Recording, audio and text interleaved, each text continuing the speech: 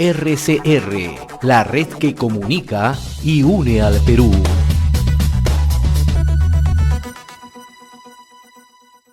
Retornamos aquí en Enlace Regional. Estamos ya en comunicación con Víctor Vázquez Villanueva, economista, consultor en políticas agrarias y desarrollo, a quien agradecemos este contacto con nuestra plataforma informativa. Don Víctor, muy buenas tardes. Estamos en esta comunicación porque frente a estas demandas de los transportistas y el alza de los combustibles, una paralización en ciernes que lo vemos y hemos informado en diversos puntos del país, el gobierno ha dispuesto a exonerar por un plazo de 9 meses el impuesto selectivo al consumo a la gasolina de 84 y 90 octanos, entre otros combustibles, en este marco de una serie de medidas que viene adoptando para controlar el precio de los productos. ¿Cuál es su apreciación al respecto, economista?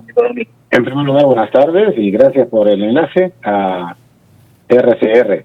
Bueno, creo que ha sido una respuesta, una solución tardía, ¿no? Porque lo sensato era haber acometido, por lo menos con 3 semanas de anticipación, cuando ya se sabía perfectamente lo que en el interior y aquí en la propia Lima, las organizaciones y la población organizada estaba exigiendo, siguiendo el impacto duro de la carestía en los alimentos básicos, fundamentalmente.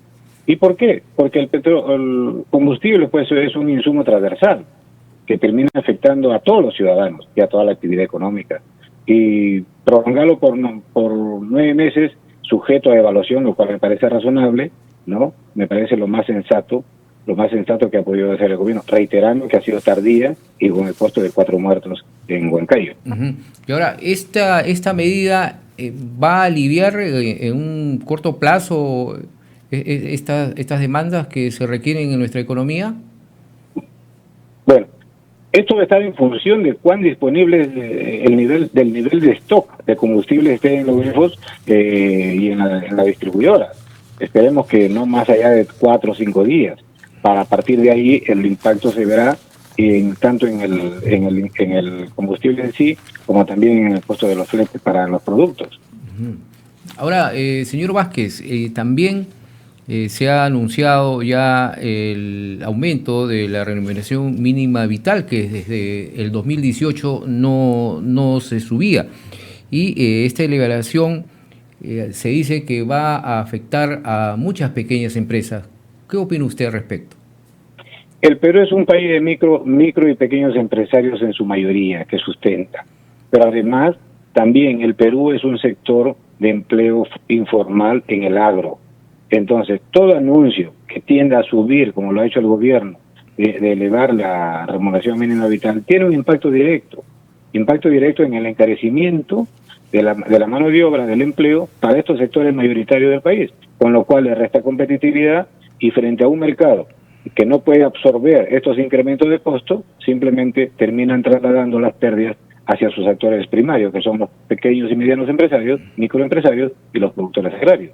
No me parece razonable, más aún cuando ya se conoce o se sabe por información de que este incremento no obedece a un análisis serio, técnico, como tiene que ser las cosas. Más ha sido utilizado con fines de contentar o mantener o dar señales de que el gobierno está preocupándose por los trabajadores, ¿no? Cuando es totalmente contraproducente para un país y para estos sectores más vulnerables en términos de empleo. Ahora, economista Vázquez, entonces, lejos de beneficiar a los trabajadores, los va a perjudicar debido a que se va a promover la informalidad, seguramente incluso lo que no queremos, quiebras de empresas. De la micro y pequeña empresa, porque para ellos que están en el limbo de la cobertura de sus costos, imaginemos un incremento como el señalado, obviamente lo deja por debajo ya de su soportabilidad económica. Y ese es el peligro, o sea, estos incrementos irracionales, sin sustento técnico económico, lo único que origina es el crecimiento de la informalidad, por un lado. Pero por el otro lado, hay actividades que necesariamente demandan de mano de obra, como la agricultura. Lo que va a impactar es encarecer más la mano de obra, a pesar que en el agro el costo de la mano de obra es mayor que la remuneración mínima vital, pero aún así tiene un impacto directo. Y usted dirá, posiblemente uno puede colegir, entonces, ¿qué es lo que hay que hacer? Exacto. Lo más inmediato es tecnificar el agro, Pero para tecnificar el agro, con la estructura de propiedad minifundista mayoritaria que tenemos en el país, todo proceso de tecnificación que permita reducir mano de obra, entonces es inviable en el corto y mediano plazo. Es inviable. Y en el supuesto caso para la mediana agricultura o para unidades productivas de más allá de 5 hectáreas, no, puede ser la tecnificación una salida, sí, inmediata, pero el tema es, no tienen recursos para comprar esos servicios, diríamos, que van con un componente de alta tecnificación. Por ejemplo, los agricultores quisieran nivelar sus campos para iniciar su siembra, pero eso tiene un costo, y eso es lo que no hay. Los productores quisieran aplicar sus insecticidas o sus plaguicidas con dron, que es una tecnología, para reducir costo de mano de obra, pero el tema es que no tienen plata, pues. Entonces, son salidas muy facilistas, ¿no? Plagadas de un desconocimiento real en el caso particular de la agricultura, como lo Ahora, y en ese caso, el señor Vázquez, ¿cómo en todo caso se podría paliar estos malos momentos del sector agrario? ¿Con los créditos agrarios que siempre se ha anunciado? Obviamente, el agro es el sector que menos acceso y disponibilidad de recursos crediticios recibe de la banca, llamamos de la banca pública, de la banca de fomento, la llamada banca de fomento como el Agrobanco. Bueno, y por eso es el problema del agricultor, que no tiene recursos para comprar tecnología, para mejorar sus procesos productivos, y eso se ve reflejado posteriormente en la baja productividad y con el círculo perverso de pobreza. ¿Cómo solucionar? El gobierno viene anunciando desde la época perversa de Vizcarra, Sagasti y ahora Castillo, que ponen cientos de millones de soles al año. La gran pregunta que se hace el productor es, ¿dónde está ese dinero? Porque no lo ven.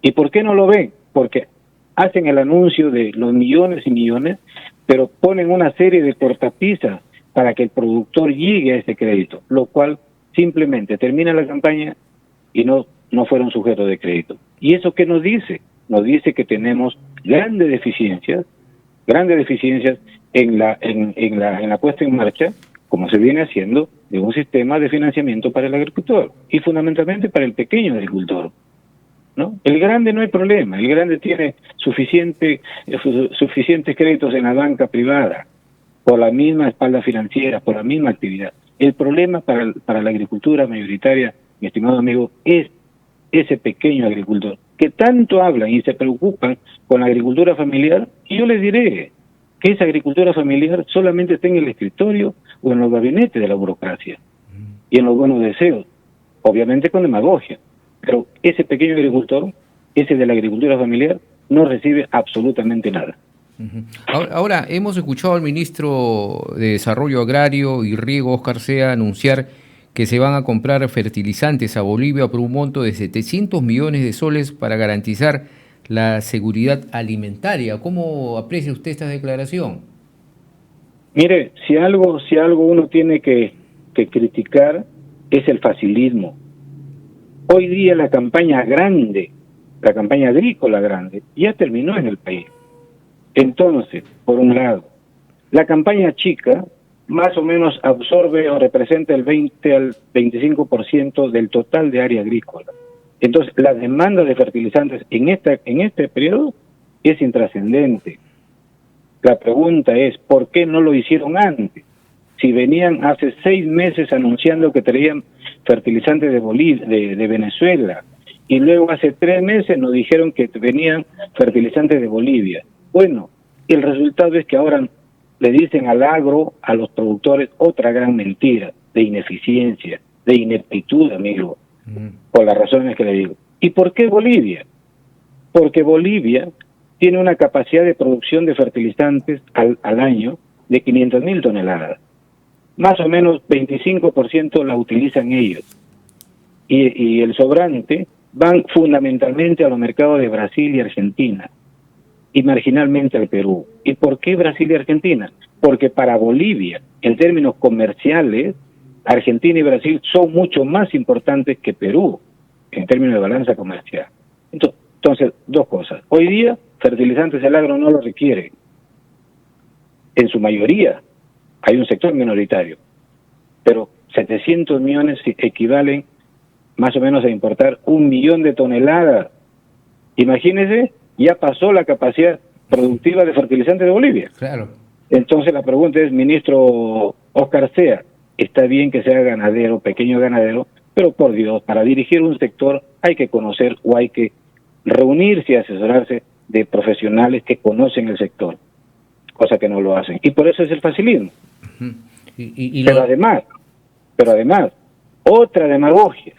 También el ministro Sea termina señalando que va a poner al agro, y en especial a los agricultores de la agricultura familiar, 120.000 o 102.000 toneladas de guano de la isla.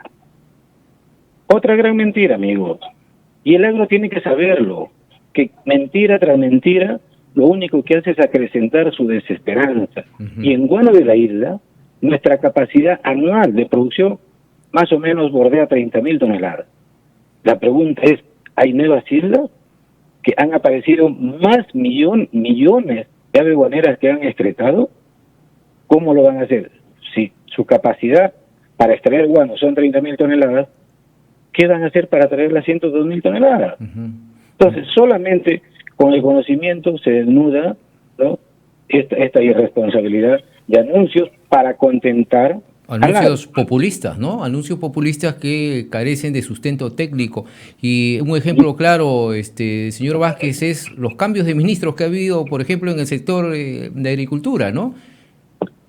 Bueno, más obedece a un criterio y una estrategia política, obviamente alineadas a ellos, pero fundamentalmente yo vengo alertando que no es nada más que seguir construyendo las contradicciones en el campo como una forma de demostrar, entre comillas, que el Estado está ausente del campo, que no hay gobierno que se preocupe por ellos y por lo tanto hay que tirar toda la borda. Este Estado no me sirve, esta Constitución no me sirve y por lo tanto yo soy El Salvador. Ese es el modelo chavista, ese es el modelo de Evo Morales, ese es un modelo comunista. Y el campo hoy día está reaccionando. Y ya estamos viendo estos conflictos sociales, ¿no? En diversos puntos del país. Eso es. El Perú gasta cientos de millones de soles en oficinas burocráticas con el cuento del de la conflictividad social. Esto es el resultado. ¿Y a quién culpamos? ¿Al ciudadano que hoy día no tiene que comer? ¿A la madre de familia que tiene que estar mendigando un plato de comida para llevar a su niño? Cientos de miles de ollas comunes, más o menos 30.000 comedores populares. Ese es el pueblo, que hoy día no tiene trabajo, no tiene ingresos. Y ese es el pueblo que Castillo prometió protegerla, ayudarla. Bueno, 8 meses que lo único que le está dando es más pobreza y más desesperanza. Sí, lo escuchamos. Si me permite. Mire, el agro hoy día, y le invoco al gobierno, el agro no necesita populismo, como muy bien lo dicen hoy día las madres de comederos populares y los agricultores, no necesitan bonos, eso es robarle su dignidad. Hoy día el agro está entrando a campaña grande de cosechas. La pregunta es, señor ministro de Agricultura, profesor Oscar Sea, señor presidente de la República, usted que dice ser campesino, ser rondero, ¿qué están haciendo hoy día? Porque los productores y el país va a tener un excedente estacional de cosechas. Y cuando hay excedente estacional de cosechas, lo único que termina pagando el pato es el productor, porque los precios se derrumban. Y frente a eso, ¿qué proponen? ¿Qué proponen? Eso es lo que les pediría. Se viene la cosecha grande del arroz. ¿Qué proponen para los arroceros? Se vienen las cosechas también de menestras. ¿Qué proponen para los productores? Es decir, ¿cuál es el paquete para evitar que los productores hoy día vean de derrumbarse sus precios por excedente estacional de cosecha? Así es. Eso es mucho más importante que los 700 millones que dicen asignarán para fertilizar. Eso es más importante hoy día, porque esa es la realidad. Mucho trabajo por hacer en el sector agrario, pero de manera técnica, como usted lo ha explicado, señor Víctor Vázquez Villanueva.